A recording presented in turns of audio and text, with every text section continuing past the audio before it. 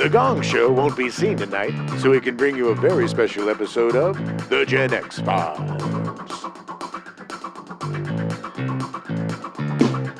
Welcome to The Gen X Files. I'm Jim. I'm Adam. And today's show is all about Monty Python's Life of Brian. Oh, baby.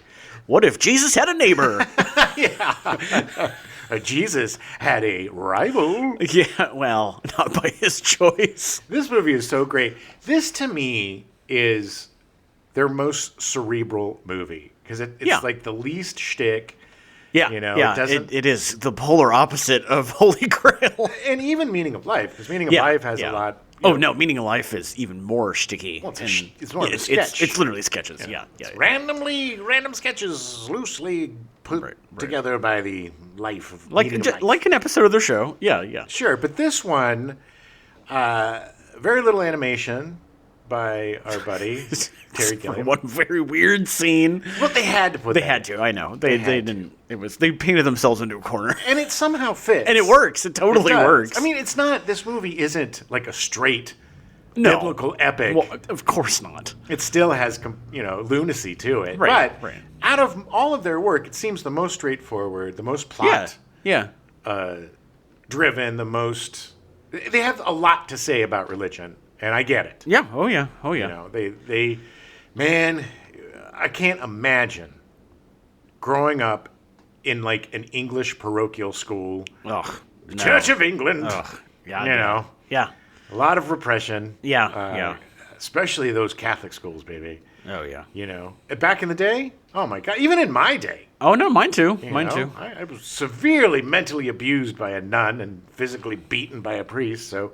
Yay, religion! Yay, religion. It's what Jesus would want. I will have to say that this movie was a great influence on me stepping away from religion and my march forward to atheism and agnosticism. Because it really made you think. It points out the hypocrisy and the idiocy, not of Jesus or God. It's not...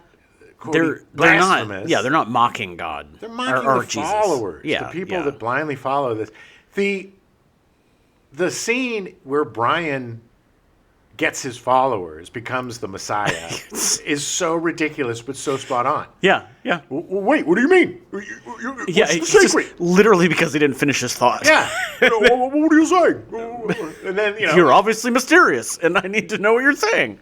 But worship the gourd. I have to know. Oh no, the shoe, worship the shoe. But yeah, it's just people are very desperate to feel secure or safe. Or there's some sort of reward at the end of this mishigash we call life. That there's some sort of light at the end of the tunnel. So hey, look, some people they need that, and I have mad respect for the people that they do the religion thing, and it's very personal to them, and they never talk to me about it. Well, and it's like, all right, Jimmy Carter. Good for you. Yeah, he's lived it. Jimmy Carter lived the best parts of Christianity and avoided the worst. Yeah, he wasn't a homophobe. He wasn't a knee-jerk reactionary against anything that was maybe marginally against the teachings of Christianity. No, he understood that his belief was personal. Yeah, and he acted on it. He acted in concert with Jesus. Yeah, helping the poor, building houses. Yes. I would argue that regardless if Jimmy Carter was a Christian or not, he still would have been a good person helping people. Of course, it's in you. But it doesn't. But I think it gave him more purpose. I think for him, at least, listening to interviews with him talk about his faith. Because, look, as somebody who was brought up Christian, was very big in the Catholic Church. I was an altar boy. I was a lectern. I did readings. I thought I was going to become a priest. Right. I was in that direction, and going from there to where I am now, I'm very fascinated by people's belief systems. I'm very, why do you believe what you believe? there's a difference between having a conversation with people about their faith and their beliefs, and then somebody being like, "You're going. This is why you believe what I believe." Yeah. But I'm very curious, because I don't look down upon or think any ill will of Christians or Buddhists or Muslims or Hindus, anything. Right, religion. There's 1,000 religions. If I left out your religion, please excuse me. Well, the 997th that you left out. That's why I am a agnostic-leaning atheist, which is I'm not hubristic enough to think that I know what the answer is. I'm not sure that there's no God because I have no proof or anything of any way or another. Sure. So I'm curious about what other people's beliefs are, and I respect them because they, for most people, it comes from a deep and very personal place. Right. There is usually a reason or a conversion or a moment of awakening, and sometimes there's not. It's just part of what you were brought up believing, and it's just part of who you are. It's the kind of, it's a carrying on of that oral tradition of where we get together as community and, sense of belonging. But that being said, I do not think that anything is above satire. Nothing is above looking at its foibles, pointing out its hypocrisies, anything. Right. Nothing is sacred to me in terms of comedy. There's always a funny bit. Well, I mean, if you think the thing that you're in, your group or your whatever, is perfect, then there's no room for growth. Exactly. And the way you point out those weaknesses and make growth is you make fun of it. Right. A lot of people don't like that. A lot of people don't get that and think that everything they do is perfect. And I believe, and this is just my belief, and I could totally be wrong, but I believe that the people that get the most upset about people skewering their faith or whatever are the people that have the least faith. Because agreed. If you're that shaken because of some stupid little comedy or somebody saying, then you're not. If the three wise men accidentally going to the wrong house and then you're thrown a fit. One of the things that it is so bad, but that makes me laugh so hard about the Pythons, and it's in everything, is when, and it's usually John Cleese, but when one of the boys pushes a woman out of the way by her face. He does that a number of times in this. Insulting, it is demeaning so thing. Insulting. But for some reason, it's funny. Effing It's really hilarious. Funny. But yeah, so this movie, more than any other of the Python movies, to me, it's very personal. It had a very big impact on me, and it was a change, too, from, wacky cartoons and craziness, to this is making me think. Yeah, this is much more adult. Yeah. And around the time, when I saw it, I was still, quote, he's a Catholic. Yeah. I was, heading towards the exits. Right. But it really did open my mind and open, because especially as a kid, if you're brought up in something and your parents believe it, you don't question it. You're just like, this is what we believe. Get your ass up. We're going to church. I don't care if you're tired. We all hate going.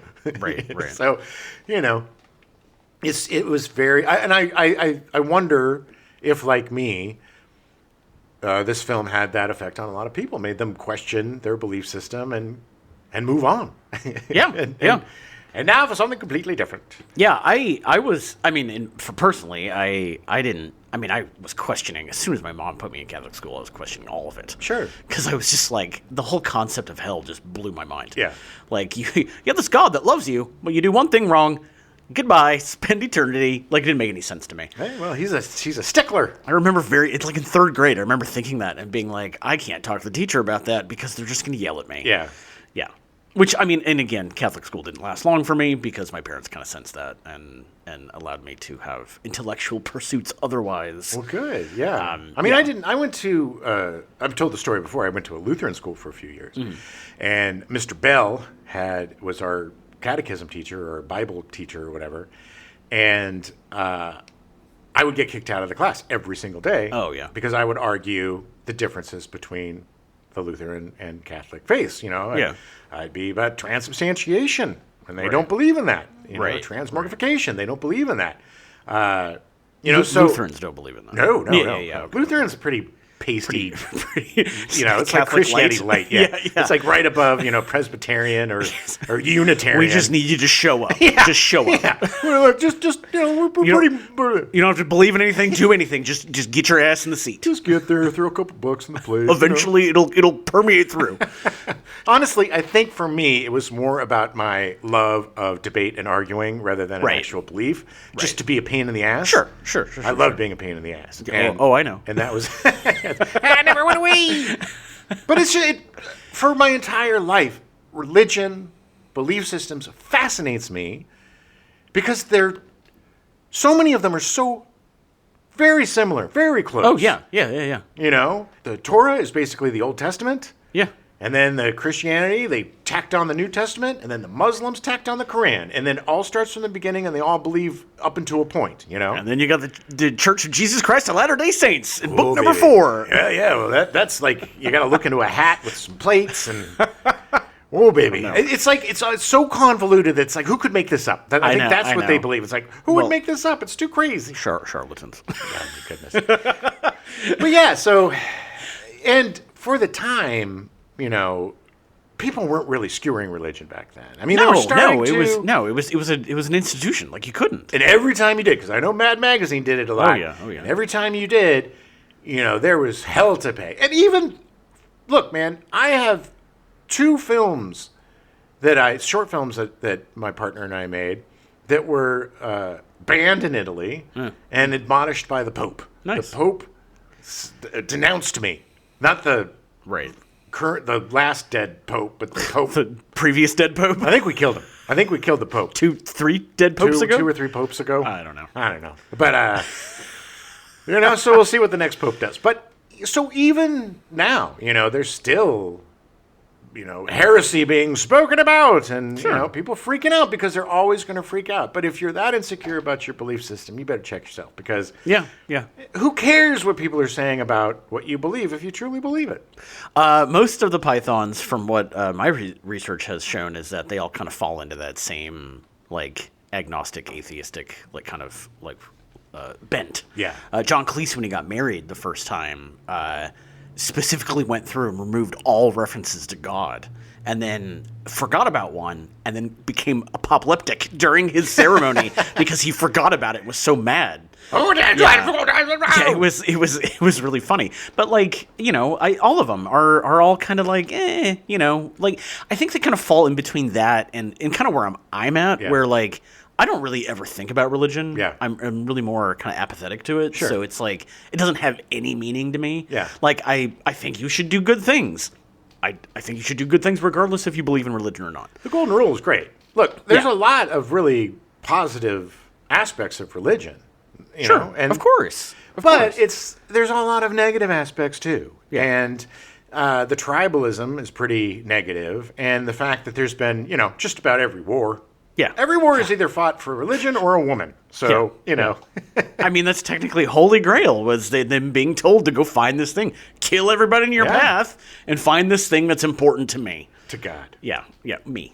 God. Sorry, that was me speaking as God. You're God. Yeah, no, God, no. That's a scary thought. But yeah, this movie's great. It's really funny because it's not quite as laugh out loud funny as Holy Grail. I mean, there's definitely moments. Oh yeah. But it's not quite the get to the, like you were saying, cerebral, not quite get to the joke and do the joke and make it funny. It wants you to think about it and wants you to reassess how you look at the world. And they don't forget to be silly. The whole, hey, big nose. That big nose, I don't know if that was an actual insult back then or something that they glommed onto. Well, I mean, I just assumed they were referring to them as Jews. Jewish people. Yeah. Jewish joke. Yeah. So, yeah. But, I mean, that's the thing. They make fun of everybody. Oh, no, everybody. Nobody's safe. And if you can't laugh at yourself or have a sense of humor about yourself, then you're an asshole. Yeah. I mean, honestly, yes. You should be able to make fun of yourself, and you should have enough faith to be able to go, sure, I find that funny too. And unfortunately, the more reverent people are, or the more bombastic they are in their responses, the funnier I think it is. Oh, yeah. And the more I want to push the boundaries, because it's, It's just people proving how pathetic they can really be. It's great. The people I have a problem with are the, pushing their stuff on you, proselytizing and which is- demonizing. And If you actually read the Bible, you're not supposed to do that. no, well, look, man, I don't want to get into it makes sense to know. get into a philosophical discussion, but look, man, I don't believe that like 90% of Christians have ever even opened a Bible, let alone the New Testament. Yeah. I don't know. They know what they've been told. Right. That's it. And they've been sold a bill of goods. Because you know what? Jesus didn't like the rich, baby. No, he did not. There's a very famous passage about a camel getting through the eye of a needle easier than a rich person getting into heaven. So, He literally went into a church and overturned tables. yes, the money lenders got rid of the money One lenders. time he was violent. He was Yeah. against the most angry he's ever been. But Anyway, I do have my own personal feelings about Jesus and all that, but that is neither here nor there. I will just say, look, Jesus is a character. Jesus is Yeah. awesome. Regardless, if you read the Bible, he was a good dude. Yes. And he was saying, hey, be good to each other. Yes, take care of the poor. Take He care was- of the Yeah, he literally was Bill and Ted. Yes. It was down to just be kind to each other, dudes. He wasn't throwing people out of Jerusalem, No, and he no, he was wasn't grabbing all the bread from the poor to give it to the rich. No, he was not. No, he was not. Read your Bibles, people, Yeah. if that's what you're into. But if you're going to be a Christian, read your goddamn Bibles. I've read the entire Bible twice. Wow. The second time I, skipped over the begats and some of the boring parts, I'll be honest. Oh my God. Some of the begats are it's like 14 pages long. I thought it was fascinating, man. It was always my favorite during sermons when they would start that passage. I would be like, yeah, let's have 20 minutes of him going, Joseph begat and Basil begat. Joseph of Arimathea begat Donald of Forever. It was so much. That was literally my favorite time in church. You just doze was off. them just rattling off a census, Yeah, essentially. exactly. It was like, okay, we get it. There were 40 people back then. We got to name all of them. Yeah. But yeah, I used to read, and this was about the time I think I got into Stephen King, but I used to love to read Revelations before I went to bed. Oh, yeah. Because Revelations is scary. It's awesome, weird. man, with the Yeah. monsters. Super weird. It is so cool. It's the coolest part of the Bible. Literally the ravings of a lunatic. It is, yes, but it is the coolest, most fun part of the Bible. Yeah. Anyway, Let's get it. into it.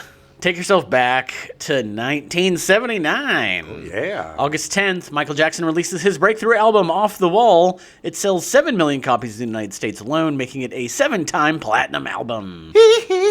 Exactly. I love Michael Jackson's Off the Wall. I think It that's was great. It's a great album. I think I like that better than Thriller. I heard Thriller first. Yeah. So I'll always prefer Thriller. Even But Off the Wall. Off the Wall was a great album. It was a great album. He's such a great entertainer. Yeah. August 15th, James Dallas Egbert III, a 16-year-old prodigy at Michigan State University and enthusiast of the fantasy role-playing game Dungeons & Dragons, disappears mysteriously after last being seen entering the steam tunnels that ran underground beneath the MSU campus. Although Egbert's whereabouts were discovered after a month, the press coverage of the mystery captured national attention in the U.S.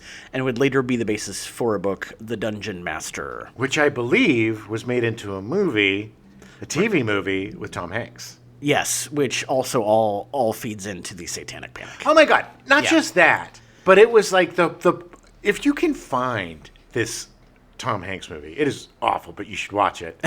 But it's basically, again, anytime there's something new, parents, government freaks the F out. Dungeons and Dragons, satanic. Of course. Oh my God, Satanic Panic, because kids like to sit around and play with their imaginations. Jesus. Those dice, they're going to make you love Satan. And gamblers. So, did they find the kid dead or alive? Yeah, no, he was dead. He was dead? Yeah.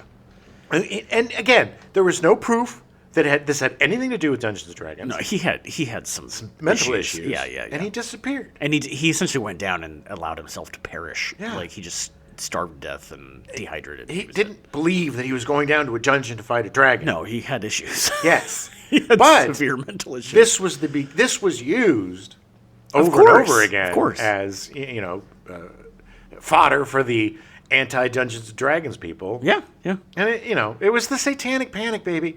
It's the craziest time. you wonder how things are the way they are now.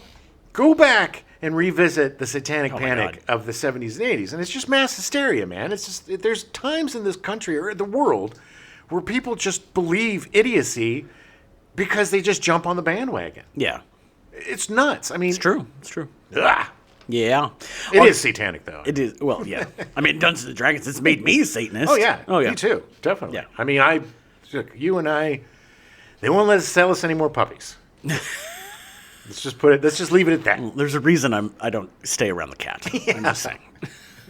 She's worse than you. She is Satan. August 17th, Orlando Serrell, a 10-year-old African-American boy, was struck on the left side of his head by a baseball while playing and became an acquired savant, gaining the ability to retain memories of every day since the accident. The human brain is so fascinating. So crazy. Stuff like this, or people that get a head injury and all of a sudden they can speak French and they never Yeah, could before, yeah, or yeah. Balinese or something that is Yeah. like not even on their radar. A, that makes me think we have some weird collective consciousness Yeah, that we can yeah. tap into. And B, it's like the coconut gag from Gilligan's Island. Yeah. Whoa, I don't remember anything. Gilligan's hit on the head and he's the smartest man in the world. How do we fix it? Hit him on the head with a coconut. Yeah, of course. But that is crazy to me. That kind of stuff just fascinates me to no end. Oh, I agreed. There's so much we don't know about the brain. It's so big. And everything going on. It's so big. It's ugly, all wrinkly. And some are bigger than others. Man with two brains. Listen to our Man with Two Brains episode if you like brains. So that same day that poor Orlando was hit in the head with the baseball, they released Monty Python's Life of Brian in theaters. Yes, he didn't make it to opening day. He did tickets. He too. remembered that it was out. He knew that. Oh, yeah, he did. So while doing press for Monty Python the Holy Grail, the Pythons grew weary of reporters constantly asking what their third film was going to be. What's your third film going to be? What's your third film going to Yeah, be? this happens a lot unfortunately, with creative types. Where it's like they're just asking the same question over and Yes. over. It's like, I'm pushing this thing now. Like, don't ask me about the thing that might come out in 2 years. Yeah, watch, like, sometimes they do, like, a time-lapse almost of the press junkets of people. God, And yeah. the inane questions. Same question. And the same inane question over and over Over again. and over and over and over. I can't even. That is the downside of being a celebrity. Yes. Is that you gotta sit in a room for 8 hours and answer the same question 50,000 times. Don't care. I don't understand the fascination with celebrity. It is so I know. counterproductive to enjoying things. Like we have said this many times before, the less I know about the people I watch on TV or in the movies, the better. Exactly. So Eric Idle, in his flippant genius, suggested that the title of the Python's forthcoming feature would be Jesus Christ Lust for Glory, a play on the UK title for the film Patton, Ordeal in Triumph. Jesus Christ, Lust for Glory is possibly the greatest title I've ever heard. It is so great. By this point, the Pythons hadn't even considered a third film as they were still working on the TV show, touring, and recording albums. A lot of stuff to do. They were busy. Something about the Idol title clicked with the Pythons, as they all shared a distrust of organized religion, and after Holy Grail made a ton of money, proving that they could do this for more than just TV, they began to seriously consider a film lampooning the New Testament era in the same way that Holy Grail had lampooned Arthurian legend. Yes. Yeah. Eric Idle and Terry Gilliam, while promoting Holy Grail in Amsterdam, had come up with a sketch in which Jesus' cross is falling apart because of the idiotic carpenters who built it, and he angrily tells them how to do it correctly. That's hilarious. Which is hysterical. I thought he was going to all right, let me do it. Yeah. However, after an early brainstorming stage, and despite being non-believers, they agreed that Jesus was Definitely a good guy. and found nothing to mock in his actual teaching. Yes. Yes, I agree. They were not religious, and they still respected Jesus. Yeah, because, he's not that asshole Old Testament guy that's just so insecure and needs you to kill everything for him. Kill your kids, kill some goats. Idle said, He's not particularly funny. What he's saying isn't mockable. It's very decent stuff. yeah, I just love that he's not particularly funny. not really a crack a joke kind of guy. Jesus isn't known for his humor. He did a great impersonation of Pontius Pilate. Oh, yes, he did. He did. Barabbas! After settling on the name Brian for their new protagonist, one idea considered was that of the 13th disciple who missed all the big events in Jesus' life, like the Last Supper. Which is really funny, but there's not a lot of legs to it. No, it would be more an episode Yeah. than, or like part of an episode. A sketch Than, yeah. would be Well, good. I mean, I could see them coming back to it a few Yeah. times. Like calling it the 13th, like an episode calling it the 13th disciple, and then by the end you realize that he's just missed out on everything. But Brian, stroke of genius. Brian is a great name. It is the funniest name for for a that. Messiah. Brian. The focus eventually shifted to a separate individual born at a similar time and location who would be mistaken for the Messiah but had no desire to be followed as such. Brilliant. The first draft of the screenplay, provisionally titled The Gospel According to St. Brian, was ready by Christmas of 1976. Nice. The final pre-production draft was ready in January 1978, following... A concentrated 2-week writing and water skiing period in Barbados. Yeah, they went and spent like 2 or 3 weeks in the Caribbean and finished writing. Sure. Yeah. How much writing did they get done on the water skis? They got the draft done, the final draft done. I think it was already done. They just wanted to go to Probably. Barbados. The Pythons found funding for the film through EMI Films and Bernard Delfont. Pre-production was humming along, and it was just a few days before the crew would travel to Tunisia to start filming. Yeah, look, after the extreme success of Holy Grail, it was a no-brainer. It wasn't like they were going to have the problems that they had with Holy Grail getting money. Everybody wanted to be in the Python business. Well, and I think that's part of the reason why this was much more polished, Yeah. because they knew that the money was going to be there. Yeah. They weren't struggling to find money to do stuff, Right. and they could just kind of do what they wanted. They had more freedom because they had a bigger budget. They weren't going to have to do the horses with coconuts bit. Yeah. They would be able to do what they needed to do. Yeah. Unfortunately, it was around this time that EMI Films and Bernard Delfont actually realized the subject matter of the film and got extremely cold feet about being associated with it. Wait just a minute. This is about Jesus Christ. Jesus Christ! They ended up rescinding all funding at the last second. Gilliam said, They pulled out on Thursday. The crew was supposed to be leaving on Saturday. Disastrous. It was because they read the script, finally. yeah, apparently they literally read the script like 3 days before they started shooting. What idiots! Yeah, what procrastinators? Yeah. Wait, did you read the script? I didn't read the script. Did you read the script? It's the It's the Pythons. What does it matter? Fine. Let me take a look. Jesus Christ! To poke fun at EMI Films, and in particular Bernard Delfont, the last words in the film are, I said to him, Bernie, they'll never make their money back on this one. yeah. In dire straits, the Pythons found redemption in an unlikely place, George Harrison, who loved Monty Python and happened to be a former Beatle with an insane amount of money. I don't know why, but there's something about the fact that rock stars keep bailing them out and financing their stuff that makes complete sense. And I know. I absolutely love It's amazing. the Beatles, Led Zeppelin, Led Zeppelin, Pink Floyd, Pink Floyd. I mean, the greatest. Jethro Tull. Jethro Tull. He Yeah. gave up 6 flutes for that movie. You're right. It's really funny and kind of weird that like It is so rock and roll. these rock and rollers connected so deeply with their material. Well, it's because these guys are kind of punk rock, man. Yeah, I mean, yeah, you I know, agree. They don't. If you look at their stuff now, it doesn't seem as crazy. But think of it back in the 60s and 70s, how subversive and unique all of this stuff was. Yeah, you're like, oh, blah, blah, blah. It's because you've seen thousands of Right, copiers right. and imitations Yes. come after there. So, Yes. so shut up, people. Harrison set up Handmade Films along with Dennis O'Brien and funded the entire £3 million budget. Wow, that is. Their first one was like 400 pounds? Just over 400. Well, £400,000. $400,000. It was like 235,000 pounds. Right. So I mean, this is huge. Yeah, It's like huge. 20 times Yeah. what they had before. Huge. When asked why Harrison would do this, he said, I just wanted to see the movie. Terry Jones described it as the world's most expensive movie ticket. It really is. But you know what? If I had that kind of... Of course. If I was super rich, that's all I would do. I would, yeah. Oh, you have a great idea? Here's $2 million. Go make your movie. Oh, or video game or whatever. Yeah. Hey, here's $20 million. Make this. Just do it. Make it.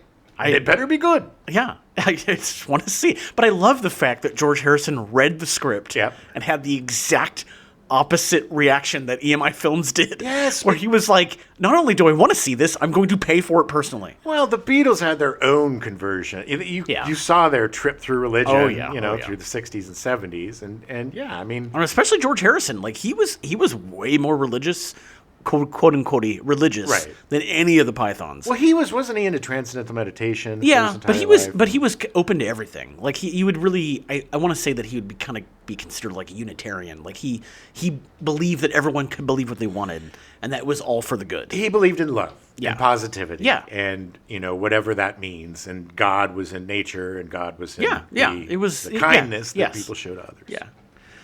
As a reward, Idiot. As a reward for his help, Harrison appears in a cameo appearance as Mr. Papadopoulos, owner of the Mount, who briefly shakes hands with Brian in a crowd scene. Neither of us could remember. Nope, I did not. And we watched it yesterday. Yeah.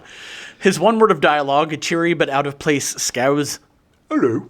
had to be dubbed in later by Michael Palin. Oh, no. Apparently the audio was bad. Like it wasn't like a bad performance of him saying hello.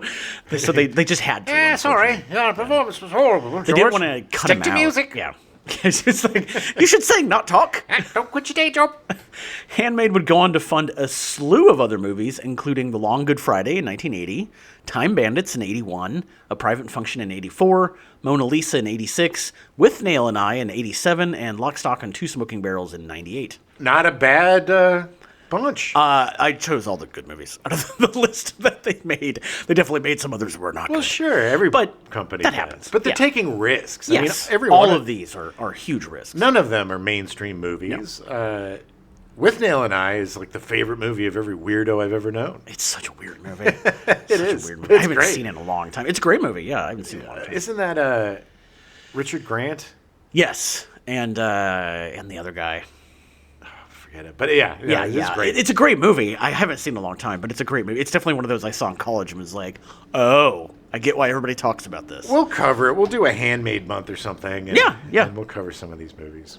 Directing duties were handled solely by Jones this time, having amicably agreed with Gilliam that Jones's approach to filmmaking was better suited for Python's general performing style. Which is so great. Which is so mature. Yeah. And I get it too. And this movie is I 100% agree that Jones was the right person to direct this because look, Gilliam is effing genius, but he is a technical man, and this needed the other side of the genius, which is the performance side. Yeah. This is also a couple years or a year after Jabberwocky came out in 77, where he had directed a movie by himself. Yes. And I think he very much knew that it was like, oh no, this is much better suited. Oh, he has his bona fides. People don't remember that Terry Jones was a very prolific director. Oh, yeah. And extremely talented as well. I mean, look, he was kind of quietly the most talented Oh no, I agree. of the Pythons. Oh, and yes. He was fascinating. Absolutely fascinating. A chameleon. And I this is just me, but I think the most underrated I agree. member of the Pythons, because you always hear, oh, it's John Cleese, and it's Terry Gilliam, and it's Michael Palin. Those are the ones you get the most. And then I would say Eric Idle, and then, Chapman and Jones kind of get the... Yeah, short I mean, shrift. Jones was just solid in everything. Yes.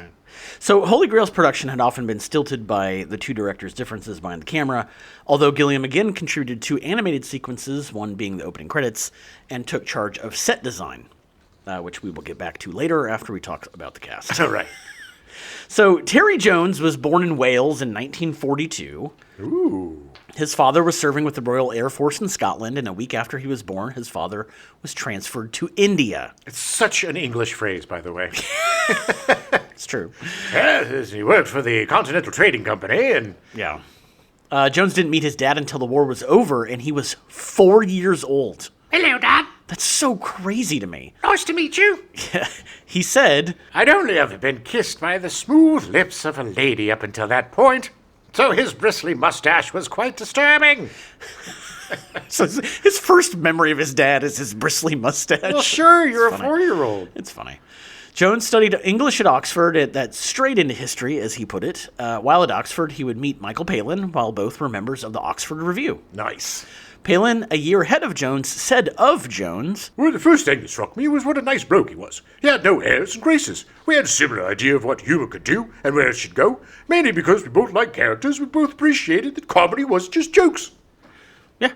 I mean, it's no airs and graces is such a perfect encapsulation of Terry Jones. Yes, and the fact that they weren't jokers, you know? Right. That It was they They're about creating character. Right, and also pushing the boundary of what humor is. Yeah. you Oh, know, yeah. And changing it around.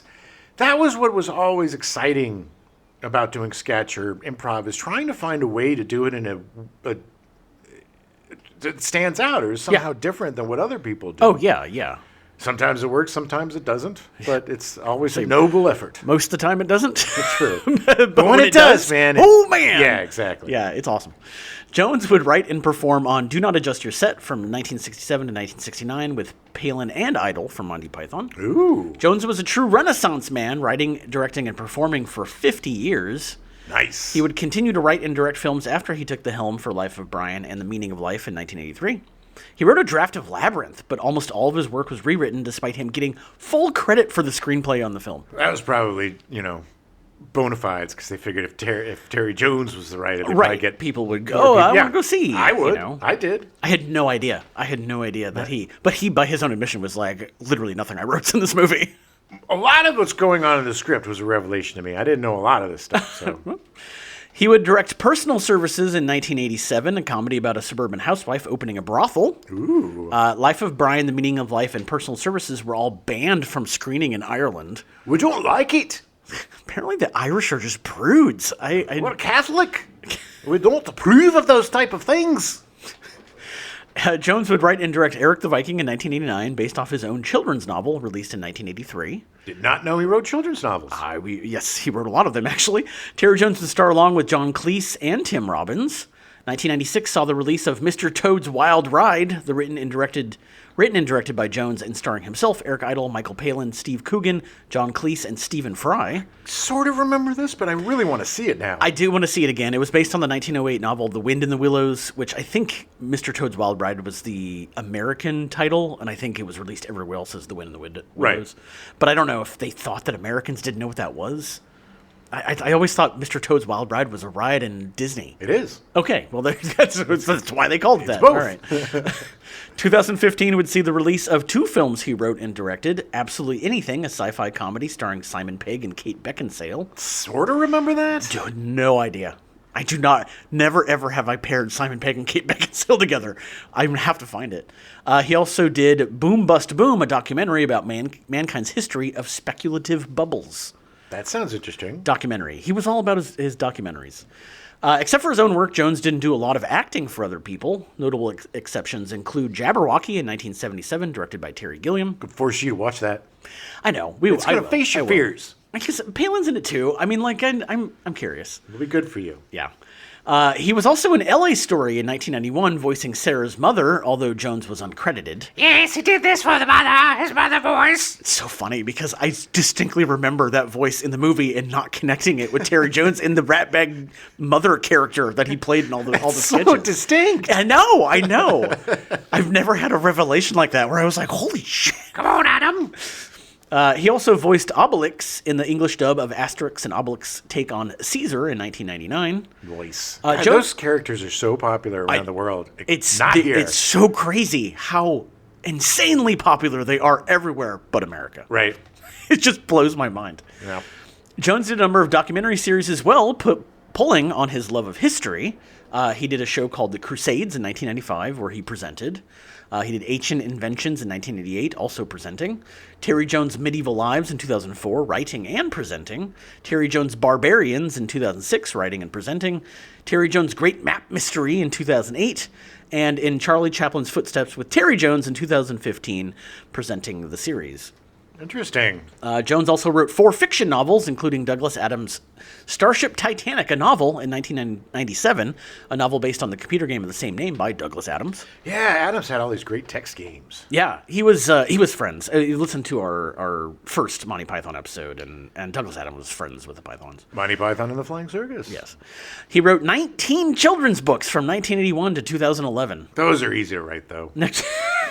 I've written like 20. Jones also wrote 2 nonfiction novels about Chaucer and his most controversial book, Terry Jones's War on Terror, published in 2005. Interesting. He, if it had come out, 15 years later, he would have been quote unquote canceled.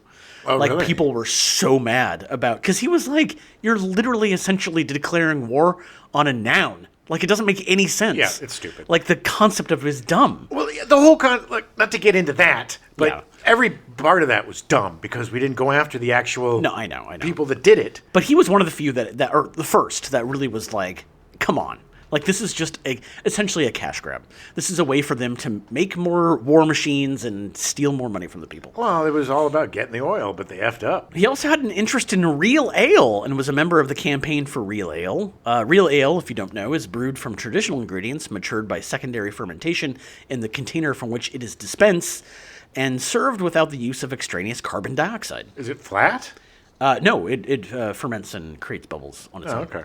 There's still, if you go to the UK, there'll always be at least one real ale, like, because it's a pump, like you pump it out. There's always, in every pub, I shouldn't say every pub, most pubs, there's always one that is the real ale. Because of Terry Jones? Yeah, Terry Jones, that was him. Personally, went pub to pub. Have you ever brewed beer? No. The pain in the ass. Yeah. Ours was not carbonated, or very much Oh, carbonated. really? Oh. It worked, but it was not that good. Yeah. In 1977, he co-founded the Penrose Brewery, a microbrewery at Penrose Court at Penrose, Herefordshire, which ran until 1983. Not a lot of microbreweries in the 70s. That was No. bigger in the 90s. He was, and it didn't. Microbreweries did not come over here until the late 80s. It was, With that and the treatise on the War on Terror, sounds like somebody was ahead of his time. Microbreweries, actually, the whole microbrewery boom started in San Diego. I learned that a couple months ago when I was down there. Yeah. Started by me. Yep. And Terry Jones, you co-founded it together. We did. Jones was also a musician, performing on a 2007 album with the Carnival Band. He also wrote a musical, Evil Machines, based off one of his books. In January 2012, Jones announced that he was working with songwriter-producer Jim Steinman on a heavy metal version of The Nutcracker. Hilarious. Which I remember when that was coming out. Jim Steinman worked with Meatloaf and Right. Bonnie... Raitt? No, Bonnie Tyler. Bonnie Tyler. Worked with him quite a bit. In October 2006, Jones was diagnosed with colon cancer and underwent surgery. Ugh. Yeah. After a course of chemotherapy, he was declared free of the disease. Later reminiscing about the event, he said, Unfortunately, my illness is not nearly as bad enough to sell many newspapers, and the prognosis is even more disappointing. he's like, yeah, it happened. In 2015, Jones was diagnosed with primary progressive aphasia, a form of frontotemporal dementia that impairs the ability to speak and communicate. I can't imagine a worse fate for somebody like him. I know. He had first given cause for concern during the Monty Python reunion show Monty Python Live, mostly in July 2014 because of difficulties learning his lines. He became a campaigner for awareness of and fundraiser for research into dementia. He actually donated his brain for dementia research. What a guy. Yeah. By September 2016, he was no longer able to give interviews. Ugh. By April 2017, he had lost the ability to say more than a few words of agreement. And on January 21st, 2020, Jones died at his home in Highgate from complications of dementia. He had to suffer for 4 years through that stuff. That sucks. 4 years. I can't imagine being trapped in your brain like that. And just it getting worse and worse. And I think, hopefully by the end, you're just not aware. Oh, fingers crossed. Man, God, that would suck. Yeah. It's same thing with Bruce Willis. I mean, these snappy, smart guys that it's just end up horrible. Horrible. You end up a helpless child, and it is a horrible way to go, man. Take that, God, believers. Michael Palin was born in Sheffield in 1943, with his father being a Shrewsbury and Cambridge-educated engineer working for a steel firm. The second most English sentence ever spoken on the show. His grandfather was the Sheriff of Oxfordshire in 1923. I stand corrected. When he was 5 years old, Palin had his first acting experience at Birkdale, playing Martha Cratchit in a school performance of A Christmas Carol. Nice. At the age of 10, still interested in acting, he made a comedy monologue and read a Shakespeare play to his mother while playing all the parts. Nice. Palin would eventually attend Oxford studying modern history. These guys were all kind of history buffs. Yeah, it's so funny. And I think this is part of the reason why the group worked, because none of them all really started in... None of them sought out going, I'm going to perform. Right. I mean, Chapman was really probably the closest. Mm-hmm. And maybe Eric Idle, I haven't gotten enough into him yet. But But none of them, they were all interested in other things, and they just happened to express themselves through comedy. Sure. Like, and it's just so awesome. But their history backgrounds really aided in the brilliance of their sketches yes, and the minutia and the fact that, it's like, how many guys are doing, Prussian World War II era comedy? Not a lot. Yeah. It's just brilliant. While there, he wrote and performed a comedy routine with Robert Hewison at a university Christmas party. Terry Jones, also a student at Oxford, saw that performance and began writing with Hewison and Palin.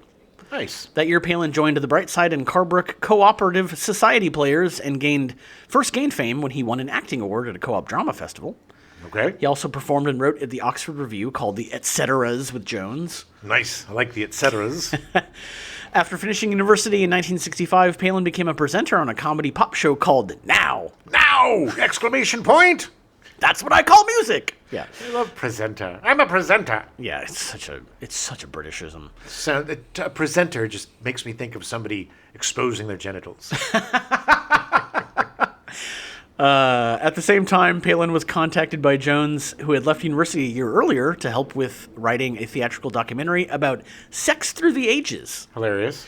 Although this project was eventually abandoned, it brought Palin and Jones together as a writing duo and led them to write comedy for various BBC programs such as The Ken Dodd Show, The Billy Cotton Band Show, The Illustrated Weekly HUD, and The Frost Report. I think that might be the most British list ever. That's right. The Illustrated Weekly HUD. What does that even mean? I don't even know what that means. HUDD, too. I know, it's weird. The work on The Frost Report brought them together with the other Pythons, and The Flying Circus was born. Palin frequently co-wrote sketches with Terry Jones, including the Spanish Inquisition sketch, which featured the catchphrase, Nobody expects the Spanish Inquisition. He also composed songs with Jones, including the Lumberjack song, Every Sperm is Sacred, and Spam. Every sperm is sacred, every sperm is right. His solo musical compositions included Decomposing Composers and Finland. Oh, yeah. Oh, yeah. In 1971, this is always, every show, I go down a rabbit hole, and my God, this was it. In 1971, he co-wrote the film Percy, which depicts a penis transplant. The movie featured Denham Elliott, music from the Kinks, and also had a 1974 sequel, Percy's Progress. Denham Elliott was in Indiana Jones. Yes. He was... Correct. Yeah. Do you see why I went down this rabbit hole? He's in the Indiana Jones game, too. The best, I wanted to include the entire description of what the plot was for this film, which was based off a novel. Really? But it's essentially a guy, someone falls out of a building holding a chandelier and falls on him and destroys his penis. Okay. And then there is a weird, like, I want to say, like, serial killer or something, who they catch and dies, but has a very large penis. And so they transplant it onto him. He eventually ends up with the widow of the guy, the serial killer guy who died. Like, the whole thing is so bizarre. Sounds like Michael Caine's The Hand, but with a penis. And there was a sequel 3 years later. Of course there was. Just blows my mind. Brody. Isn't that his name in Indiana Jones? Brody, yeah. He wasn't the lead. It was a different guy that I'd never heard of, so I didn't include him. But he was like his best friend. Okay, good. But yeah, it wasn't Denham Elliott getting the penis transplant. Yeah, Indy. Look at my new penis. My so huge. After Monty Python's Flying Circus ended, Palin and Jones wrote the show Ripping Yarns, an adventure comedy anthology series which ran intermittently from 76 to 79. Oh, man, that was so great. Did you watch Ripping Yarns? No. Oh. They had all these English shows on. Oh, yeah. In like the 80s and 90s. Yeah, it sounds really good. Adventure comedy anthology series. Like, I'd be all about that. But it was like they were, when they replay the Black Adder or Faulty Towers. This was kind of part of the block of that would show up. English comedies. In 1977, he starred in Terry Gilliam's directorial debut as Dennis the Peasant, who actually cameoed in Monty Python and the Holy Grail. Oh, Dennis. That was Jabberwocky, which I didn't write that down for some reason. Okay. Palin also appeared in All You Need Is Cash in 1978 as the press agent for the Ruddles. Yeah. In 1980, Palin co-wrote and appeared in Time Bandits with Terry Gilliam. apparently we didn't do that show. Thought we did. We did not do that show. I've Mandela'd our own show. I didn't even know that Palin co-wrote it. Neither did I. This whole show has been a revelation. In 1982, Palin wrote and starred in The Missionary, co-starring Maggie Smith. In it, he plays the Reverend Charles Fortescue, who is recalled from Africa to aid prostitutes. What a weird movie. Have you seen this? No. It is really weird. I watched this. Again, this was another movie that was playing a lot on HBO or one of those things. And I saw it was always really weird because you would see like this or Jabberwocky or whatever pop up on HBO. And you'd see the pythons, and you'd see, like, hey, one of the pythons. Right, this is a python movie. Yeah. It wasn't quite a python movie. Not quite a python movie. He co-starred with Maggie Smith again in the 1984 comedy A Private Function. They were great together, by the way. Maggie Smith is fantastic. Yes. It's always weird to see her younger. In 1984, he reunited with Terry Gilliam again in Brazil, which is a fantastic movie. Phenomenal. We'll be covering that, of course. He appeared in A Fish Called Wanda in 1988, which co-starred and was co-written by John Cleese, for which he won the BAFTA Award for Best Actor in a Supporting Role. I think you mean John Cheese. Yeah, John Cheese. Cleese reunited the main cast almost a decade later in 1997 to make Fierce Creatures, which did not do as well. No. You can't recap that magic, baby. No. After filming for Fierce Creatures finished... Wow, that is a lot of F's in that sentence. Sure is. After filming for Fierce Creatures finished, Palin went on a travel journey for a BBC documentary, and returning a year later, found that the end of Fierce Creatures had failed at test screenings and had to be reshot. Oh no! After Fierce Creatures and a small part in The Wind in the Willows, a film directed by and starring Terry Jones, it was 20 years until Palin's next film role as Soviet politicians Vyacheslav Molotov in the 2017 satirical black comedy The Death of Stalin. Nice. I had no idea that he took 20 years off of films. But for a reason. Yeah, of course. He actually appeared in You've Got Mail with Tom Hanks and Meg Ryan, but his character was cut from the film. Oh no, you got me out! Yeah, you know what would have made that movie better? Michael Palin. Yes. During the time in between film roles, Palin hosted a number of travel documentaries. Palin first appeared in Great Railway Journeys of the World, a BBC program in 1980 called Confessions of a Train Spotter, with Palin talking about how much he loves trains. Oh yeah. He was is a train fanatic. Yeah, he would travel through Ireland for the same program in 1994 titled Derry to Kerry, discussing the Great Famine in Ireland. Palin presented his own travel program in 1989 after two famous Brits turned down hosting the show. The show was Around the World in 80 Days with Michael Palin, traveling as closely as possible, the path described in the famous Jules Verne story without using aircraft. Such a great... Have you seen this show? No. Oh, God. I tried to find it. I think it's only available on the BBC app. Probably. BritBox or whatever. But he kind of... Not a lot of celebrities were doing these kind of travel shows back then. Right. And he kind of pioneered that. Yeah. And yeah. It wasn't like I hate the celebrity like, oh, I'm going on a journey to get to know myself. F you. Yeah, You're a billionaire getting paid to go discover yourself. F you. I could not care less. But this was when it's a celebrity with an actual genuine affection and interest in what they're traveling to. Yeah. You know, like the what's the guy who killed himself? Anthony Bourdain. No, yeah, like Anthony Bourdain, No Reservations, you know, which is just his love of food. And he's just traveling around, which we actually just started watching, and I'll tell you, the first season is hard to watch. Oh, yeah. He's great. He's fun. He's great. He's great. He definitely wins it over, but it's just so 2005. Yeah. Oh, yeah. But Palin, he made sure that whatever travel documentary he was working on was something that he was really interested in. Of course. Yeah, yeah. And you could tell the enthusiasm. Yeah, yeah. He loved it. He loved it.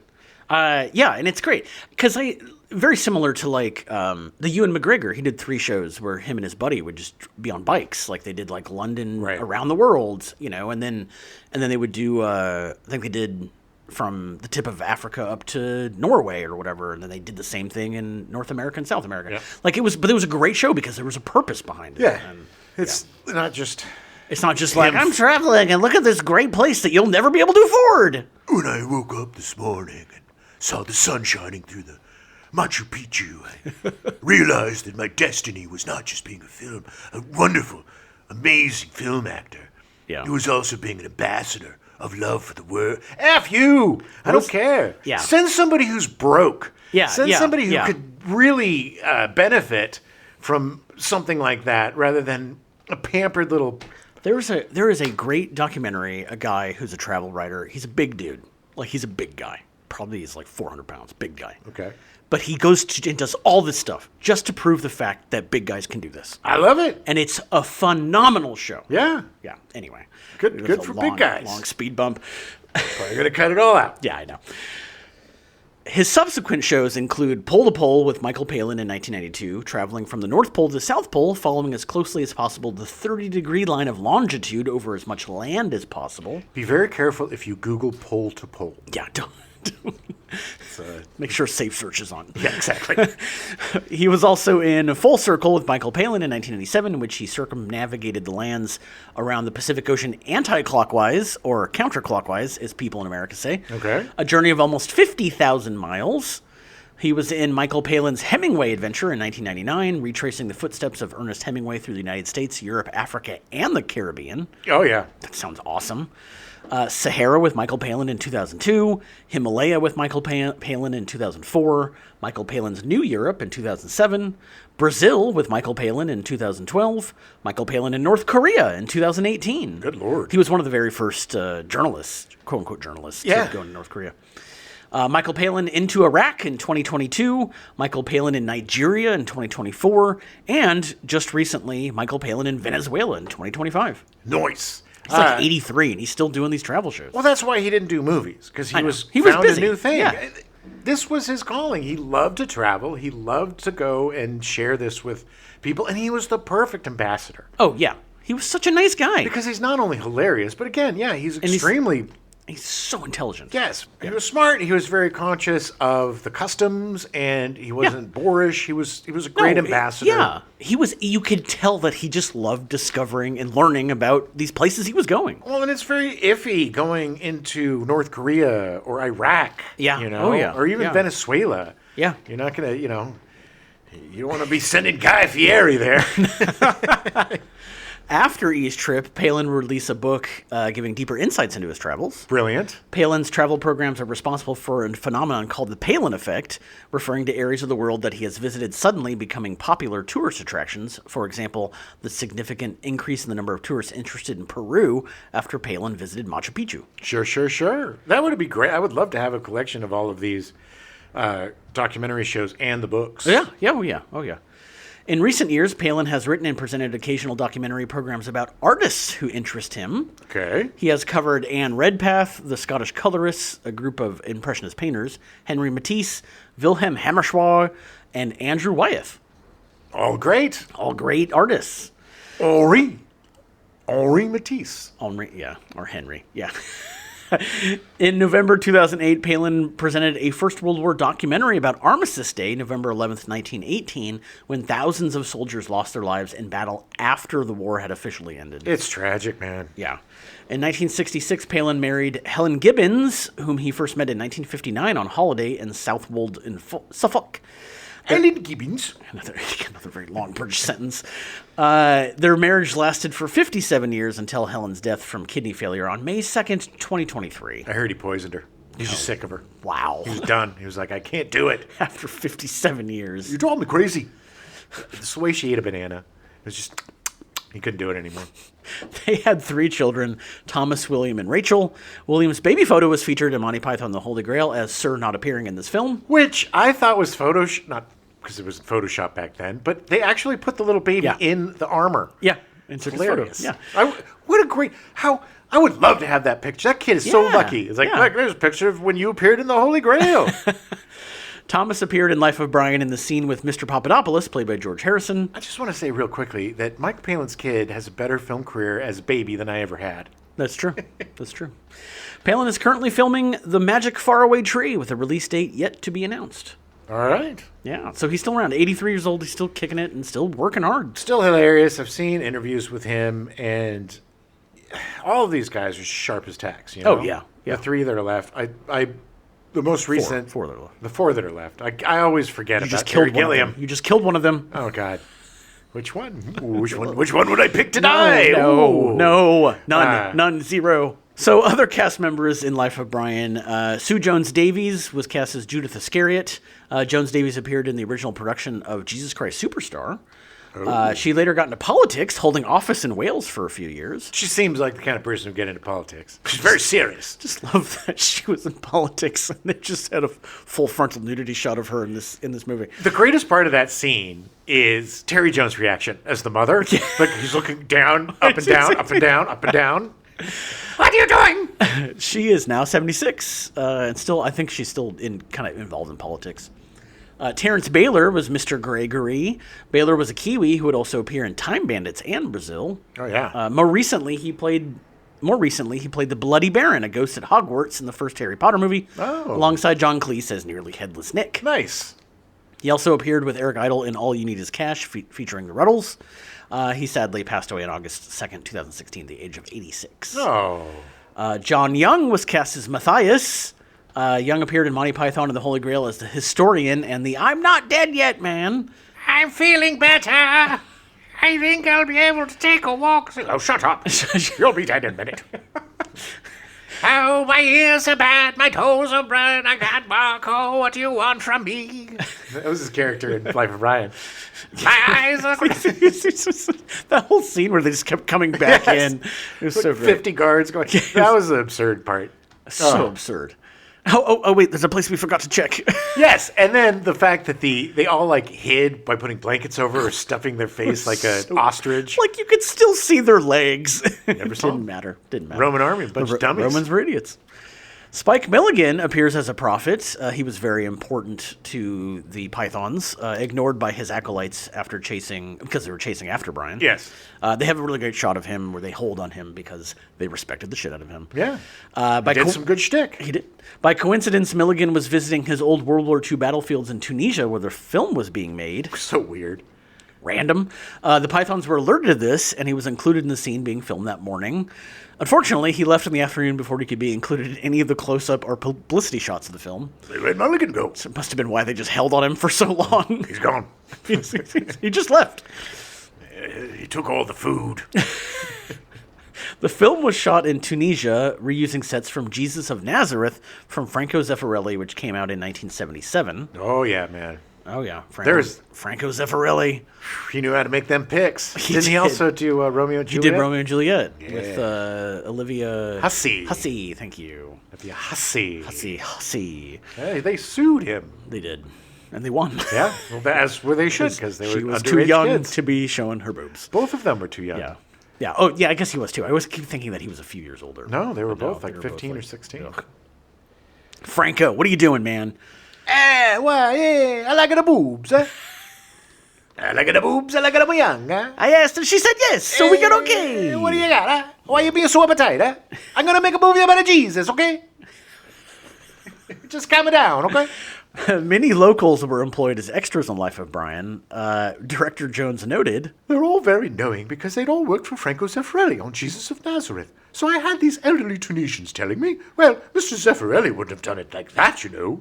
I just love that. I just imagine someone come up and being like, "Why are you pointing the camera that way?" It's like, Mr. Zeffirelli never did that. no, it's just so Zeffirelli had tortellini for lunch. Not this gross stuff of cabbage. Most of the locals were Muslim, and when Brian shows up naked at the window, many of them shrieked. They were freaked out. Yeah. After the first take of that scene, Jones pulled Graham Chapman aside and said, I think we can see that you're not Jewish. referring to Chapman being uncircumcised. It was corrected in subsequent takes with a rubber band. They should have just circumcised him. He could have done it himself. He's a doctor. That's true. It's gross. Give me 5 minutes, and I'll be ready to go. Chapman was so determined to play the lead role, at one point coveted by John Cleese, that he sobered up in time for filming, so much so that he also acted as the on-set doctor. Nice. He also, you listened to our last episode about Holy Grail, where we focus on Chapman, but he stayed sober for the rest of his life. He did. And he went from King of the Britons to King of the Jews. He did. Cleese fought hard for the lead, but the rest of the Pythons thought he'd be missed in the ensemble. Absolutely. Look, He plays too many good characters. Graham Chapman is an actor. Yes. Graham Yes. Chapman, the reason why he was so good as the center, because he could be the straight man. Yeah. Yeah. Better than all of them. Yes. Agreed. And he was kind of developed for that part. And as brilliant as Cleese is, he's just a little too goofy to play the Yeah. seriousness. Not, quotey quotes on seriousness. Yeah, I mean, I think Cleese would have done great with it, but I Sure. think that their complaint of him not then playing 20 other characters Right. would be missed. Chapman's ensemble presence wasn't as effective as the other Pythons, in my opinion. Yeah. He was a great performer, but he played a lot of the same characters. Right. And I just didn't see him as wacky, I guess. Yeah, I would agree. He just seemed like he had a tiny air of was seriousness to him. He was much more British. Yes, I guess. But and again, and we've said this repeatedly, with the Pythons, John Cleese was convinced by the others that he wasn't right for the part. Yeah. And so he accepted it. Which is so brilliant, man. Look, it is really hard when two people want the same thing. Yeah. And want it really badly, and somebody's feelings are going to get hurt. Right. But if you're a professional like this and you see the logic to it and you accept it, then feelings aren't going to get hurt. Yeah, exactly. And then that way you can move forward and make an amazing film Make without a great resentment and yeah, bullshit going exactly, ruining it. exactly. I would have done better. I wouldn't have done that take that way. When Cleese relinquished the lead, he decided he wanted George Lazenby to play the part of Jesus. Brilliant. He said it would be absolutely hilarious, and he wanted the movie's tagline to be, George Lazenby is Jesus Christ.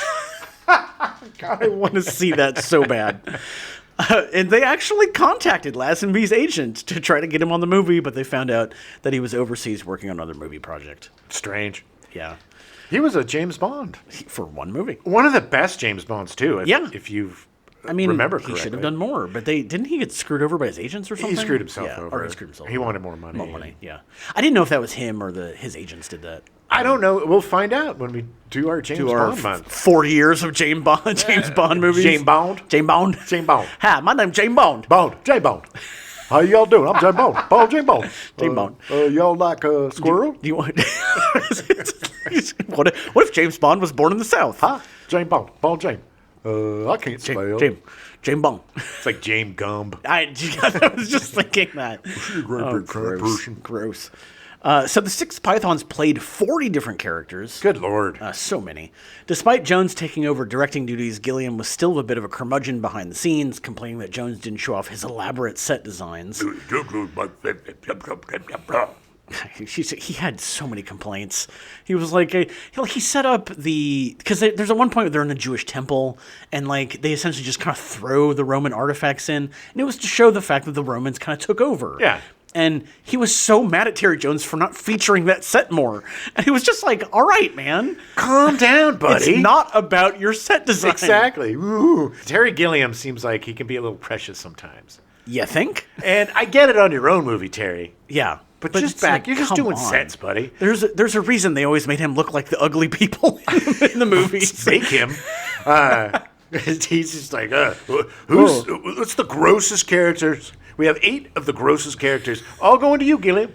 On me. Yeah. What are you trying to say? Although, again, totally in true Monty Python style, totally subverted that whole expectation. Because they had him playing gross characters through the entire movie. Yeah. And he couldn't talk. He was really dumb. And then as soon as somebody left, they were like, oh, yeah, so let's start talking about that thing again. I So love brilliant. that stuff. That was So brilliant. That reminded me of the Village Idiot sketch that they did in Python. yeah. But they're like, I mean, offensively. So over the top. Offensively, like, stuttering and Eric stupid. Idle smacking himself Yeah. in the head to try to get him to talk right. And then that's what I love. Anyway, you were saying about the... Yes. Yeah, yeah. Well, I think the stock market's going up this year. It's so great. Perhaps the most significant contribution from Gilliam was the scene in which Brian accidentally leaps off a high building and lands inside a starship about to engage in an interstellar war. I love that so much. It is so out of nowhere and so bizarre. This was done in camera using a hand-built model starship and miniature pyrotechnics. Brilliant, man. Crazy. Gilliam recounted in an interview. Well, we didn't know what to do with Brian. He got himself to the top of the tower, and we had to rescue him somehow. So I said, okay, spaceship for that. That was purely it. It was funny, because this was at the time when Star Wars had just come out. I want to know how many times Terry Gilliam said, okay, spaceship for that. But it also gave it a little Star Wars chunk. You know? It did. I mean, It did. It was really, and the best was the weird ass aliens, Yeah. and him in the back. Brian in the back just freaked out, like, what is going on? and then never mentioned again. Crash survives. Obviously, the aliens died, Right. But he just walks out. It's like maybe he was the Messiah. And then there was exactly.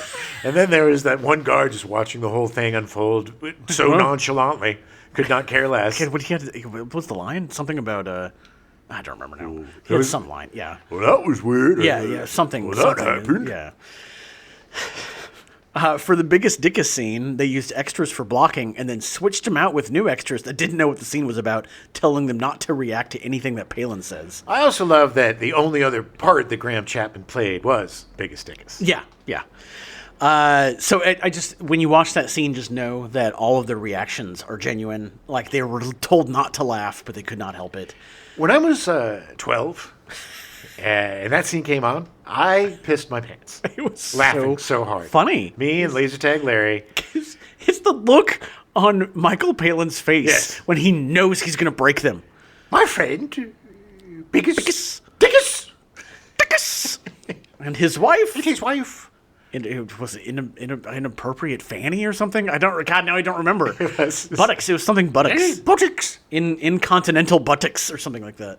Oh my God. It was. Oh God! It was so funny. It's so juvenile, but so funny. It's so juvenile. But it went on forever in the best way possible. It's that hold. They were such masters of the holding and holding and holding. What is so funny about my friend, Biggest Dickus? It's just so great. And, So and great. the fact that they did that with the extras The extras that didn't know what was going on. makes that scene work so much better because the reaction is so genuine. You know that when they wrote that scene, they were going to do exactly that. Oh, Because yeah. they're like, we get to literally perform for people. And when they yelled cut, everybody was probably Just on the floor, dead, man. dead. On the floor. Yeah. Oh, so good. So much fun. Eric Idle originally recorded Always Look on the Bright Side of Life in his normal singing voice. Always look on. That's his regular singing voice. Bright side of life. After deciding that his normal singing voice wasn't quite right, he re-recorded it with a Cockney accent, singing the new dub in a hotel room with mattresses pushed up against the walls. Always look on the bright side of life. It would not work if it wasn't for that Cockney accent. No. Life's a piece of shit when you look at it. And the fact that it's a Cockney guy that's been crucified. It's like, well, Well, my favorite thing, too, is when Eric Idle goes down, another Eric Idle comes up. Exactly, It's like, oh, they changed the wigs. yeah. Eric, And I also love the fact that character, the jokester, who's like, oh, yeah, I'm Brian. Yeah. And then they take him off the... oh yeah, I know. No, I was joking. Pull me back up. I was kidding. joking. No, I was just kidding, guys. He's such a dick. And he got away. He was like, And he got away. Yeah. here for the crucifixion. Here for... No, I'm not. Oh, okay. Well, just kidding. I was here for the He was crucifixion. just could have gotten away with it. That's what I love, is the absurdity. The fact that this guy is all about jokes Yeah. and yeah. doesn't care about the consequences. No. He's just so stupid. Exactly. It's But so in the great. smartest way. But in the smartest way, correct. Eric Idle, Michael Palin, and Graham Chapman all fought to use the title Brian of Nazareth. Great. With the best part, though, was when it was finally released in Italy, it bore the title Brian of Nazareth. It was released in Italy in, like, the 90s. It was banned Oh, wow. for, like, 20 years. Italy's weird. Yeah. But when it was released, it bore the title Brian of Nazareth and made no mention that the film was actually from 1979. Really? Yeah, so it just came out in the theaters, and people were like, "Oh, it's Brian of Nazareth." Well, I mean, it is a period piece, so Yeah, I mean, yeah. it's timeless. Idol named his character Loretta after Marty Feldman's wife, Oh, that's sweet. which is so sweet. I want to be called Loretta. Yeah, All right, Loretta. it was just so. Well, I want to have a change. I want to be a woman. You want to be a woman? I love that they argued for like 5 minutes about whether or not he can have babies, and it's like, well, it doesn't matter if he can have babies or not. He needs to fight for that. Well, let's say that he's a woman and agree that he can't have babies. It's All right, I'll agree to that. so great. I like that. Every man or woman. Oh, woman. Sorry, Loretta. But what's so great about that group, the People's Liberation Front. Not the Liberation People's Judean Front. People's Judean- Whatever. No, the People's Liberation Front was there. Yeah. they're so committee, So that committee. whole bit about Yeah. we have to meet before we act. And then they finally meet, and then when they go to Brian, we're not going to rescue you. Yeah, we're not. We're just here to tell you what's going to We're happen. planning on doing something to help you out. Yeah, well, and that's the beauty. That's the beauty of it is that that's 100% making fun of the UK and these Yeah. town councils and Sure. stuff, where they just talk ad nauseum, Right. and never actually do anything. Right. Yeah. Or, when when Judith comes and she's like, "Thank you so much." When she hears the plan, Yeah. and then doesn't even bother to try to save him. No, because he's got to die for their sins. What or you're whatever. doing for Yeah. us is great. Yes, but I'm not doing it. Yeah. So Life of Brian opened on August 17th, 1979 in 5 North American theaters and grossed $140,034 or $28,007 per screen in its opening weekend, Damn good. which is really good, especially for the time. It's good for this time, too. Its total gross was just over $19.3 million. It was the 4th highest grossing film in the UK and the highest grossing British film released in the US that year. Yes, and Monty Python's The Holy Grail was the one before that. Yeah.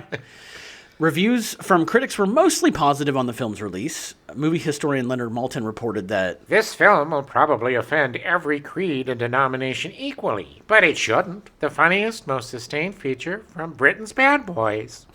I just love that Leonard Maltin thought they were bad boys. They're bad boys, Adam. Bad boys.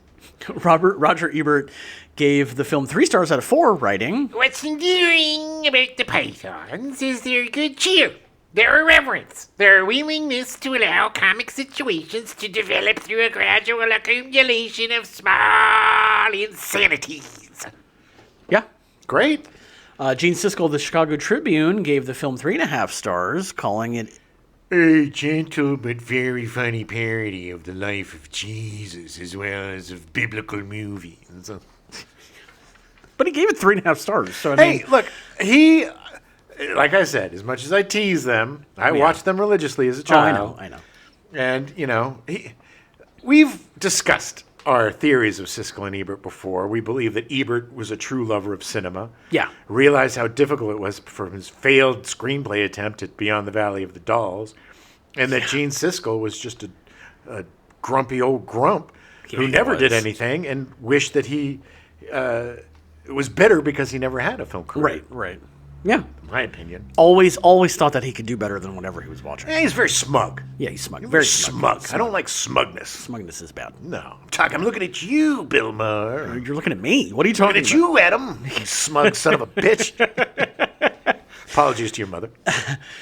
Good reviews did not keep the controversy away from the film. On its initial release in the UK, the film was banned by several town councils, some of which had no cinemas within their boundaries or had not even seen the movie. Of course. A member of Harrogate Council, one of those that banned the film, revealed during a television interview that the council had not seen the film and had based their opinion on what they had been told by the Nationwide Festival of Light, a grouping with an evangelical Christian base of which they knew nothing. Nope, I haven't seen it. Don't know anything about the people told me not to see it. Don't know anything, just do what I'm told. So stupid. I won't see it.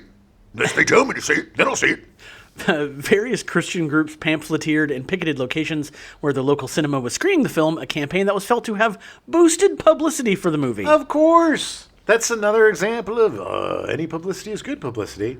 But for people, like us or people that were wary of religion, that just made us more excited to see it because if it was offending them, then they did the right thing. It reminds me a lot of when Dogma came out. If you've seen the clip on YouTube where there were a bunch of people picketing outside the movie theater, and they show the line of pickers, and they go over, we're going to talk to this guy, and it's literally Kevin Smith Yes! talking about how much the movie is awful and blasphemous, and that you shouldn't go see it.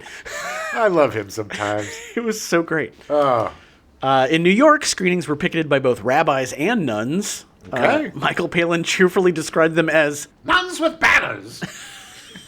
which I kind of want that to be the name of an episode of Monty Python. Nuns with Banners. That'd be a great comedy group or Nuns with band Banners. name. Yeah. It was also banned for 8 years in Ireland and for a year in Norway. God, Ireland, man, you're a bunch of repressed peeps. It was marketed in Sweden as The film that's so funny that it was bound to Norway. it's such a great tagline. During the film's theatrical run in Finland, a text explaining that the film was a parody of Hollywood historical epics was added to the opening credits. Just so you're not offended. Yeah, You place just other in case. things. Or the Father God. Shortly after the movie was released in 1979, the BBC talk show Friday Night, Saturday Morning hosted a televised debate between John Cleese and Michael Palin versus Catholic Bishop Mervyn Stockwood and broadcaster and Christian convert Malcolm Muggeridge. Is this available like on YouTube? I don't know. I have to see this.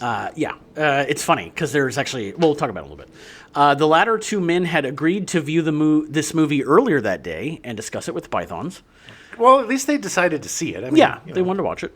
The show was hosted by Tim Rice, who composed the lyrics to Jesus Christ Superstar. Yeah. And also had donated money for Holy Grail. So the Pythons defended the movie as not an attack on Jesus, but rather a satirical commentary on his followers and the institutions they created, but without questioning anyone's beliefs. Apt.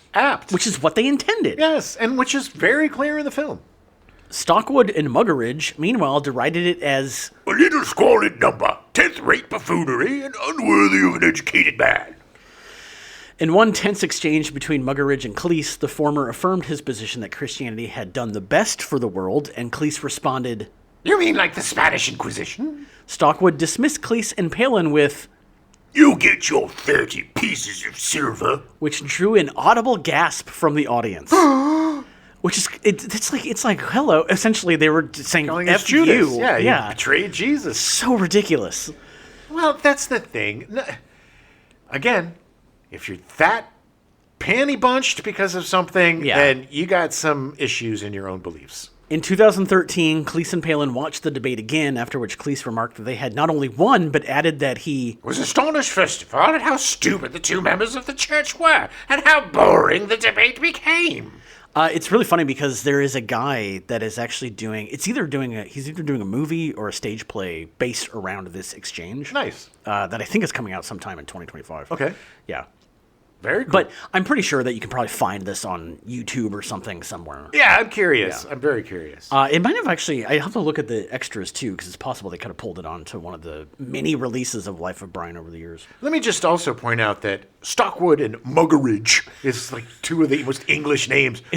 They sound like bad guys from Harry Potter. They sound like bad characters from Monty Python. It's just, This is Stockholm and Muggeridge. in 2023, John Cleese said he was working on a stage version of the film, and 2024 he said he expected it to play in London's West End. Very cool. So it's hopefully it'll do well, and then they will have some more Life of Brian. Then they'll make a musical of it called God a Lot, and then Or they'll try to do a movie of it, and then do a musical of it, and then do a movie musical of it, and then somehow it'll come back around to being like, oh, that's right, this actually was done like 50, 60 years ago. cannot be improved upon. It cannot be improved upon. It is such a smart and hysterical movie. Yeah. And even if you are religious and very religious, you can find humor in it. It's not blasphemous. It doesn't.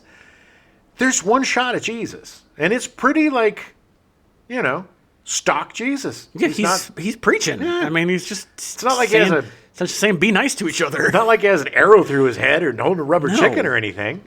Yeah. And the movie's not about Jesus. He's No, barely it's not. in the movie. It's about Brian. It's about Brian and people that blindly follow. A dude who basically just wants to get laid and be accepted into a group. That's all. And when he does, he steps out to his window and shows off his new naked body to everyone. Poor He's Muslims. reborn. Yeah. Ugh, the whole rubber band on the wiener thing. I Is feel bad for Michael poor Chapman. guy. But he was so good. Again, this is this is a big departure. I would say this is a big departure for them in terms of all their other projects. Oh, yeah, for sure. The most straightforward, the most focused, I think. Yeah. The story doesn't need any shtick. It doesn't need the Knights Who Say Knee. It doesn't need these detours into insanity. Although it does have some. Of course it does, but it doesn't need them. No, and it doesn't rely on them. And I'm not saying that, that was a crutch. It was a very different movie. No, not at all, yeah. And this shows the progression of them as artists. Their first movie is basically a collection of sketches within the theme of, Yeah. the Edwardian. Fitting author, everything into the Arthurian legend. Yeah. And yeah, and it works, but it's still just really a series of sketches. But it is the natural progression from the show. That evolution seemed completely natural. And then this evolution, too, they found something that was important to them. Right. So, they had a message they wanted to say. They had a message that they wanted to portray. Mm-hmm. And they did. And it's hilarious. But it's situational more than it is absurd. And yes, oh, big nose and biggest dickus and all of these. And I'm going to punch you. Yes. Oh, you call me one more time and I'll punch you right in the face. I'm going to punch you. All right, big nose. Okay, that's it. And then he punches the wife. He punches the woman right in the face. Mrs. Big Nose, played by Gwen Taylor. Mrs. Big Nose. So yes, it's not like it's some pseudo-serious piece or No, whatever. it's still a comedy. It's still satire. And it's an hilarious comedy. But to me, it's the most focused and, dare I say, smartest, maybe? But in the context, I would agree. Because it had a very... You can tell that all of these guys have something to say about organized religion. Yeah. They all had feelings. Yeah. And it's a treatise against organized religion or the followers taking the teachings in a different way or interpreting. It gives the fault to the believer rather than the God. Right. Which I think is completely fair game, man. Yeah. I'm fine with making fun of gods and stuff too. But Sure. But I understand if I were to do this, we did Jesus with the Choops. Mm-hmm. But again, Jesus was always a good dude. Right, It was right, always right. the people who are responding to Jesus that are the jerks. Right, You know? right. It's the whole thing of like if Jesus came back today, he would be crossing the border. There would be a migrant family coming across, and he would give birth in some barn somewhere. Right. And then he would get kicked out of the And country. then the three wisest men, Elon Musk and, He would and end Jeff up in Bezos. And end up in El Salvador. Because they were dead, Yeah. It's so funny, the disconnect between the teachings of Jesus and the followers of Jesus is astounding sometimes. to Oh me. yeah, my favorite magnet that I have is "Please Jesus, save me from your followers." Yes. Like it is the people that complained the most about Life of Brian Yeah. are the people that understand it the Exactly. the least. Exactly. Like it is the people that didn't get the fact that if Jesus saw this movie, he'd be laughing at this too. Yes. He'd be like, "Yeah, it's hilarious," Good job, guys. because Pretty funny. it's ridiculous. oh, you got that right. Oh, yeah. He wasn't infallible. He knew he wasn't. He And was a human. that was the Part whole human. literally the whole Yes. Everybody love each other unconditionally. Help the poor. Help those in need. Help those that are less fortunate than you. Help the stranger. point. Yeah. Feed, clothe, and house the poor. Yeah. And F the rich. Now imagine that all those things were done by someone named Brian. Well, it sounds a lot more palatable to a lot of the, Yeah. Brian's a lot less ethnic than Jesus. All right. Well, that's all I got. Definitely, the movie's on Peacock and on Amazon Prime. So if you have either of those, check it out. Get them on your. Adam got all three movies for This less one, than $20. This Blu-ray, brand new, was the most expensive. So I did buy a used version for like half the price, which was great, and it all works. I did look at the back of the disc, was a little freaked out, but it works and it's fine. No skips, no nothing. No, it worked great. There's a bunch of extra stuff that I still need to go through. Commentaries, like it is 100% something you should have in your library. If you're a fan of comedy, these guys are the fathers of sketch. These guys Yeah. are the preeminent sketch group that every one of us that ever did sketch aspired to be and failed miserably. Yeah. But hey, it's a losing game because there was nobody better than these guys. And And there was nothing better than this peak with Life of Brian. such a brilliant movie. And to the point where the next movie they did, they stepped away from having cohesive storylines entirely and just went back to sketches. but great sketches. Oh, no, I'm not saying it's bad. But I think they knew, and we'll talk about it more next It'll week. be interesting because it was the first one I saw in the theater. Yeah. And there's a lot to go. There's a lot to cover. But yeah, if you haven't seen Life of Brian, get your ass a copy of it or go on to Prime. Watch it today. Yeah, Even if you are a believer, you can still find humor and funny. It's still funny. Yeah. Yeah. Just don't get caught up in the BS. No, yeah. Don't get mad because somebody's trying to make you laugh. So yeah, I guess we'll see you next week. Yeah. He's not the Messiah. He's a very naughty boy. That's why I'm agnostic. That's why this is a tough sentence to say. God is punishing me. So yeah, but I think honestly, it was less. Jesus What is Christ. it with your lisping? Yes, because I watched the biggest. They pulled out on. They pulled out on Thursday. Gilliam recounted in it. Oh my God. We now return you to your regularly scheduled programming, The Greatest American Hero, already in progress.